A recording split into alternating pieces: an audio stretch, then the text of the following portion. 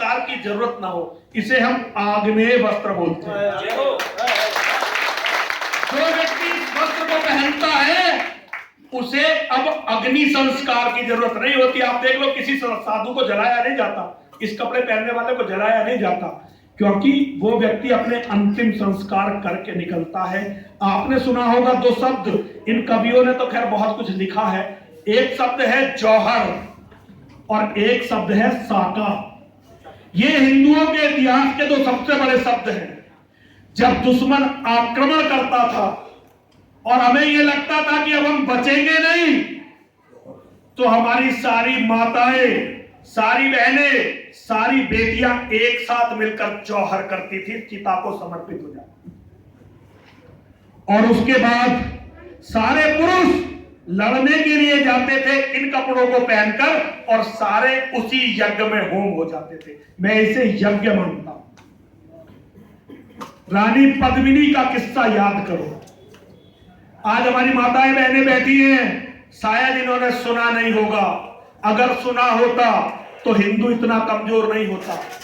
इस दिल्ली पर एक मुस्लिम बादशाह का शासन था जिसका नाम था अलाउद्दीन खिलजी। अलाउद्दीन खिलजी को किसी ने यह बताया कि चित्तौड़ की रानी पद्मिनी दुनिया की सबसे खूबसूरत औरत है। अच्छा, सबसे खूबसूरत औरत, और काफिरों के पास ये मुसलमान को कभी बर्दाश्त नहीं होता। 5000 औरतें उस मुसलमान के हरम में थी, लेकिन जब उसे पता चला कि धरती की सबसे खूबसूरत औरत रानी पद्मिनी है, उसने फौज भेज दी, राजपूतों को संदेश भेज दिया कि इस रानी को हमें दो। लेकिन चित्तौड़ एक ऐसी जगह है जिसने हिंदू धर्म के मान को कभी झुकने नहीं दिया। राजपूतों ने कह दिया, तू आजा इधर, हमारी तलवार तेरा इंतजार कर रही है। बहुत लंबी कहानी है, मैं सारी नहीं सुनाऊंगा, केवल अंतिम दिन की कथा सुनाता हूं। और हर हिंदू के आग में वो चिता जलनी चाहिए जो मेरे दिल में है। जब अंतिम दिन आ गया, सारे राजपूतों ने यह देख लिया कि अब हम मुसलमानों से लड़ नहीं सकते। उन्होंने अपनी सभा करी और सभा में मां सती पद्मिनी को बुलाया। मां से कहा, मां ये बताओ तुम्हारा निर्णय क्या है? हम लोग तो कल जाएंगे और अपना अंतिम बलिदान दे देंगे। रानी पद्मिनी जो दुर्गा का अवतार थी, एक क्षण के लिए भी झिझकी नहीं। उनके मन में एक बात जरूर आई। उन्होंने कहा, ऐसे धर्म, ऐसी जाति पर लानत है, धिक्कार है जो अपनी मां बहनों और बेटियों की इज्जत नहीं बचा सकती। यदि तुम लोग मेरी इज्जत नहीं बचा सकते तो अग्निदेव है ना मेरी इज्जत बचाने के लिए। मैं अग्निदेव की तरफ चलूंगा। सूरज निकलने से पहले राजपूतों ने एक बहुत बड़ी चिता बनाई। सारे ब्राह्मणों ने खड़े होकर मंत्र पढ़ने शुरू करे और मेरी मां सती पद्मिनी उस चिता की तरफ चली। और इतिहास साक्षी है, मेरी मां दुर्गा की अवतार मां सती पद्मिनी जब चिता में गई तो अग्नि दिखाने की जरूरत नहीं पड़ी। अग्निदेव अपने आप प्रकट हुए और उन्होंने मां को अपनी गोदी में ले लिया।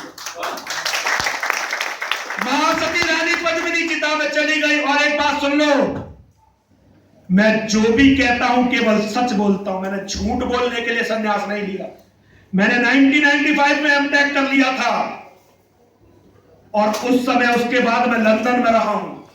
मुझे जरूरत नहीं थी इन कपड़ों में रहकर भीख मांगते फिरने की, लेकिन मेरे धर्म ने, परशुराम, मेरे खून के अंदर बहते हुए परशुराम ने, मेरी बुद्धि के अंदर बैठे हुए चाणक्य ने और मेरे देव सावरकर ने मुझे प्रेरित किया सब कुछ छोड़कर भीख मांगने के लिए। और मैं भीख मांग रहा हूं केवल इसलिए कि पद्मिनी का किस्सा अब दोबारा से इस समाज में ना हो। रानी पद्मिनी की दावत चली गई। रानी पद्मिनी के बाद बारी आई उन माताओं की जो विधवा हो चुकी थी। वे सब चिता में चली गई। विधवाओं के बाद बारी आई उन बहनों की, उन बेटियों की जिनके अभी पति जीवित थे लेकिन शादी हो चुकी थी, वे सुहागिनें थी, वे उस चिता में चली गई। जब सारी सुहागिनें उस चिता में चली गई तो अब बारी आई उन बेटियों की, उन कन्याओं की जिनकी अभी शादी नहीं हुई थी, फिर वे चिता में गए। और जब वो सब चिता में चली गई तो उसके बाद बारी आई उन बच्चियों की, कोई 3 महीने की थी, कोई 6 महीने की थी, कोई 9 महीने की थी, और किसी का तो कल ही जन्म हुआ है।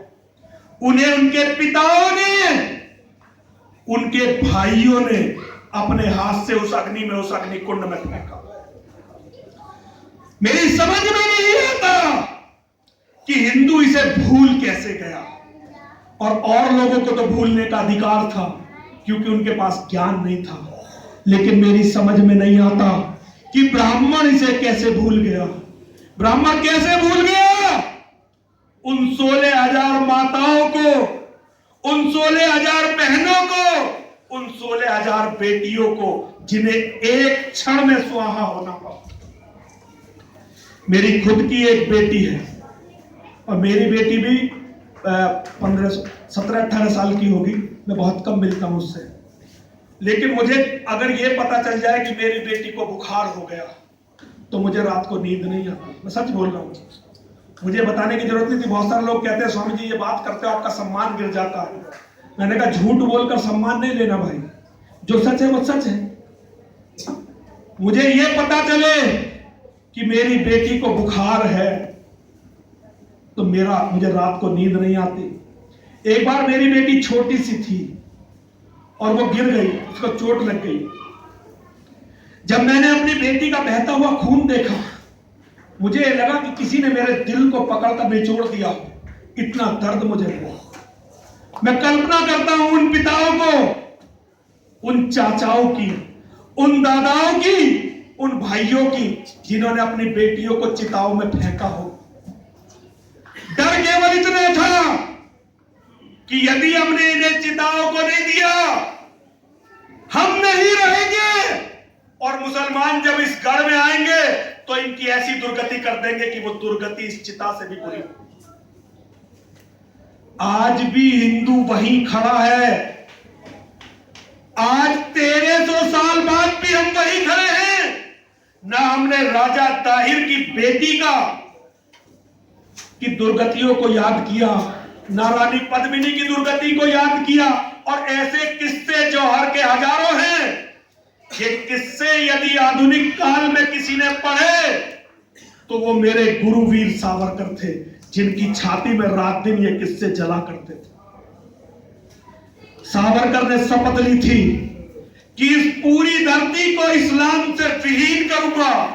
आज यदि इस शपथ का कोई वाहक इस धरती पर है तो वो नरसिंहानंद सरस्वती है। मैं अच्छी तरह से जानता हूं, ये हो सकता है कि मेरी आवाज कमजोर हो,